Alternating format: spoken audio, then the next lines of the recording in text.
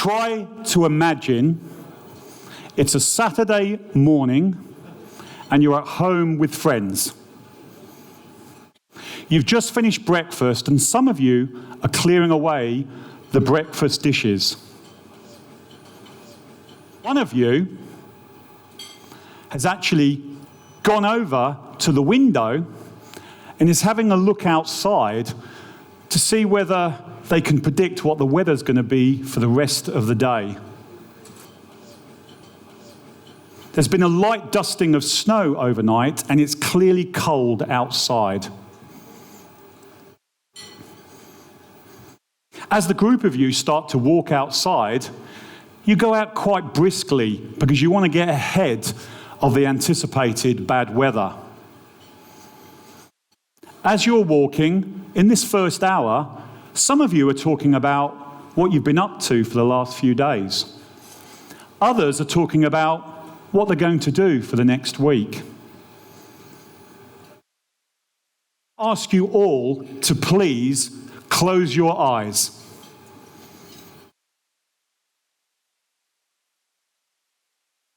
As the group continue to walk, they start to climb slowly up on a ridge and into a flat area. And the flat area is overlooking the surrounding countryside.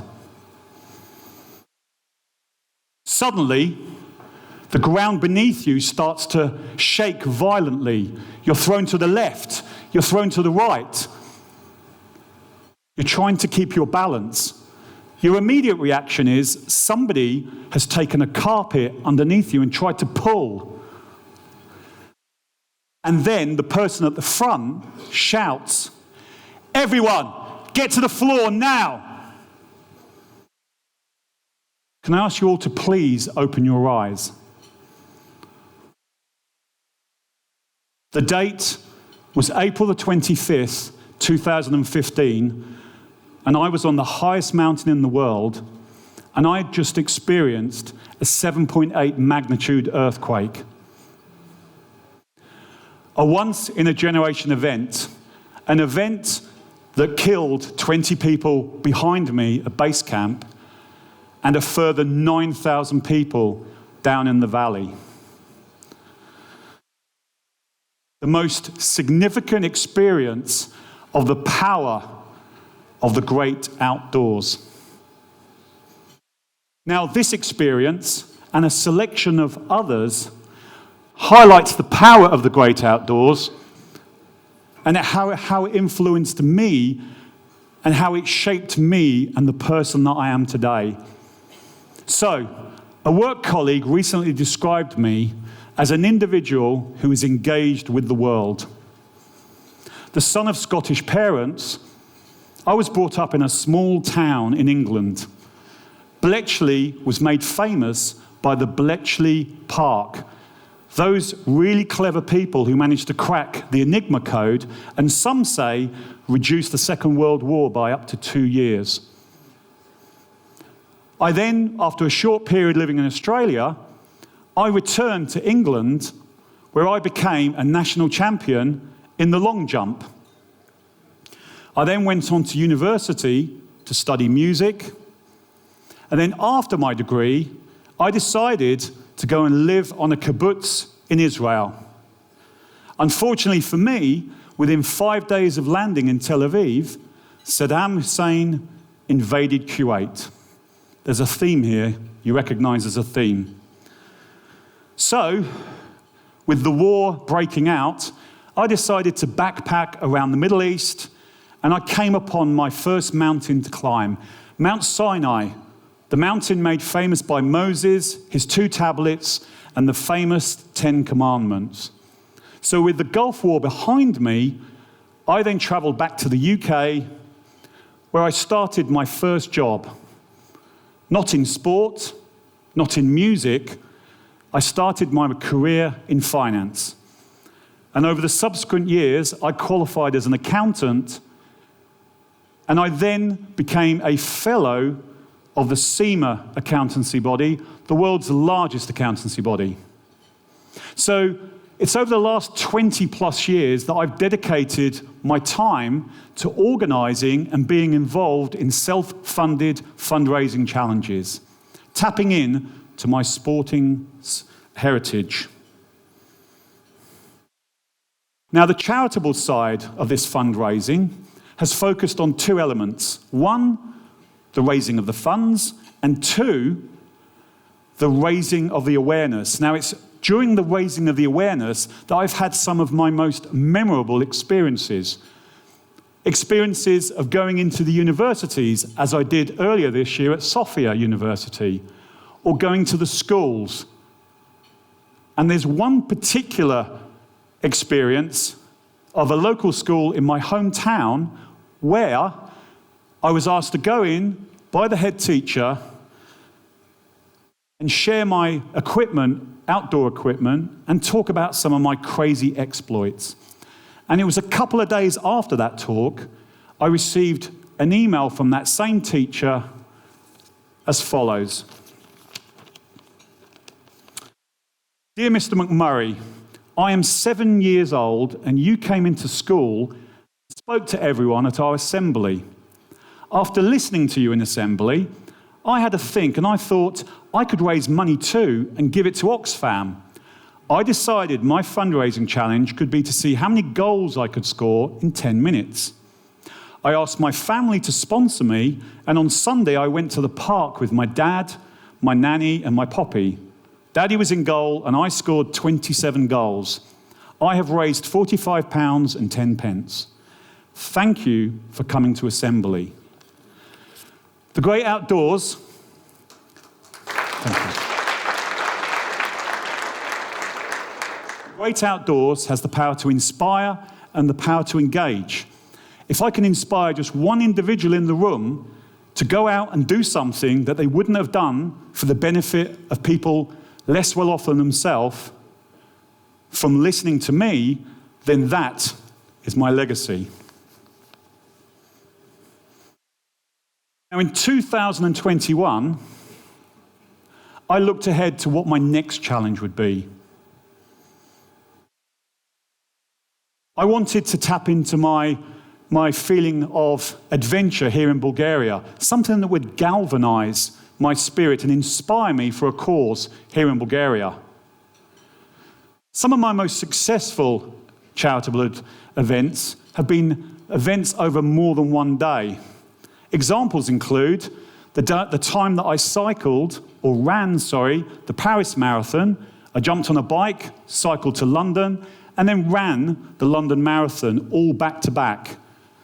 Or the time I chose to kayak 300 kilometers length of the Thames, and I ended up under the iconic Tower Bridge right next to the charity's headquarters. And when me and 6 friends, crazy friends, decided to cycle from the bottom of England to the top of Scotland, 2,000 kilometers, and we raised £25,000 that year. And to my first love, the mountains, to the roof of Africa, Kilimanjaro, and to my most recent challenge, to the highest point in Europe, Mount Everest in Russia. So, with more than 40% of this country's landscape covered by plateaus and mountains, I lean towards my comfort blanket, the peaks of Bulgaria. And the Bulgarian 56 Peaks Challenge was born. The challenge to climb all peaks in Bulgaria above 2,500 meters. And for those of you still working in old money, that's around 8,200 feet. My choice of charity, I was impressed with a charity created 30 years ago here in Bulgaria, but founded on the principles of the UK social services system, supporting the vulnerable children here in Bulgaria. So I had my challenge and I had my charity. So it was on a wet weekend day in the Rilla Mountains that me and a group of friends, we summited our first peak, the first peak of the 56, Belmaken.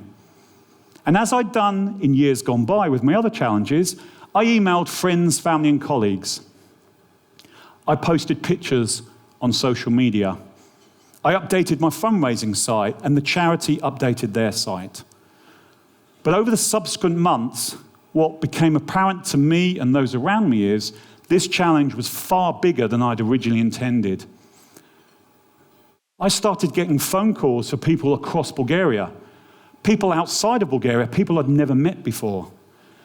The phone call from the lady who'd just flown in from London. She's at the British Embassy. Tony, I've got my boots. How do I get a lift to the River Mountains this weekend? Or the team member whose mother had flown in from Canada and changed her return plans so she could join us on the trip. Or the lady from Serbia who came up to one of the team here tonight and asked the question, what's this challenge about? How can I buy that top you're wearing? The challenge had taken on a life of its own. So this picture alone has a minimum of 9 different nationalities. Belgium, French, German, Bulgarian, to name but a few. Many of these people in this photo had visited Bulgaria in the past, but they were seeing a new Bulgaria, the mountains of Bulgaria. I could see it in their faces. I could see it in their reactions. This was having an impact. It was the power of the great outdoors. And it's not just the foreigners who were visiting and joining my challenge. This challenge has rekindled a love of the Bulgarian countryside in many local people who've joined me from Bulgaria. I know of at least one person in the team who has never set eyes on the 7 Willow Lakes until they joined me on the challenge. One of the most iconic views across the whole of Bulgaria. And linked to this, I've seen the passion that Bulgarians have for their country. One of our traditions is that when we reach the peak, we unfurl the charity's flag, we take out the piece of paper to signify which peak we're on, and we unfurl the flag of Bulgaria, the white, the green, and the red.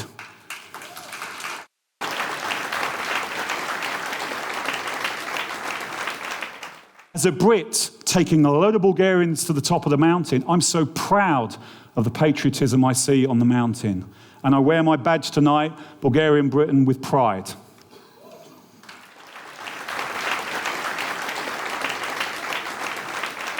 As we know, adventures into the mountains have the ability to bring teams together from all levels of a company. And this is more relevant today than it has ever been. We all work in our private lives or at work in an environment of the computer screen, the mouse, or going from one meeting to the next. The change in scenery is good for our mental health as well as our physical health. It also gives a greater understanding and appreciation of the environment. It's good for the soul. With regard to this challenge, it's been a uniting influence. It's created like an army of outdoor warriors. And I liken it to the Pied Piper of Hamelin. For those of you not familiar with the tale, the German piper would play his instrument and he'd lure the rats away from the town.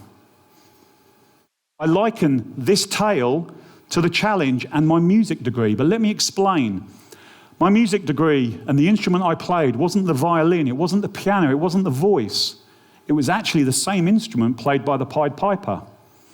So if you take that old German story and give it a modern twist, some could describe me as the Pied Piper of the Bulgarian mountains. So, with many peaks still to go, with many stories still to be told, and many friendships still to be born, I challenge you to reflect on what I've shared with you this evening. I invite you to join me and experience what the great outdoors has to offer. Come with me. Set yourself a personal challenge, no matter how small. By embracing the power of the great outdoors, it will allow you to grow and develop as it has done me over many years. So, I bring you back to the spring of 2015 and to the earthquake up on Mount Everest. I was very fortunate. I was one of those that survived. As this BBC article shows, my wife Sharon at some point thought I had died. I, for one, will never forget the many thousands of people who perished up on the mountain. So when I came back from Nepal to the UK, I valued life and what it had to offer so much more given my experiences up in Nepal. I thought I could take the Everest story, and as I progressed through 2015 through to 2016, that I could take the Everest story and put it in a box. But the power of the great outdoors had one final card to play. It had the power to surprise. So the date is the 3rd of June 2016. I was at work like any other day. I then got a phone call from Sharon. We always text. My anxiety grew further when Sharon said, "Are you sitting down?" I said, "Yes, why? Is it your mum? Is it your dad? Is it your uncle? Is it the dog? Is it you?" No, nothing like that. She then proceeded to tell me the following. She said, "After you left for work this morning, I went downstairs, I went to the hallway, and I'm asking you a question. Do you remember posting a postcard to me from Nepal?" I had to think a moment. I said, "Oh yeah, I remember. Why?" "Well, there on the mat was the postcard that you posted for Everest." I said to myself, "My God, that's taken over a year to arrive." And then there was a deathly silence.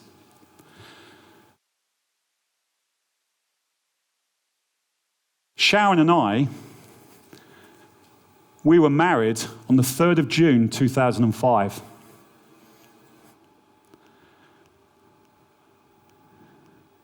Had I died up on Mount Everest,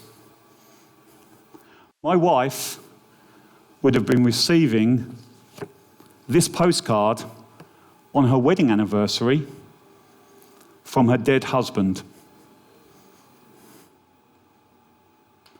Power of the great outdoors. Please live the story you want to tell. Thank you.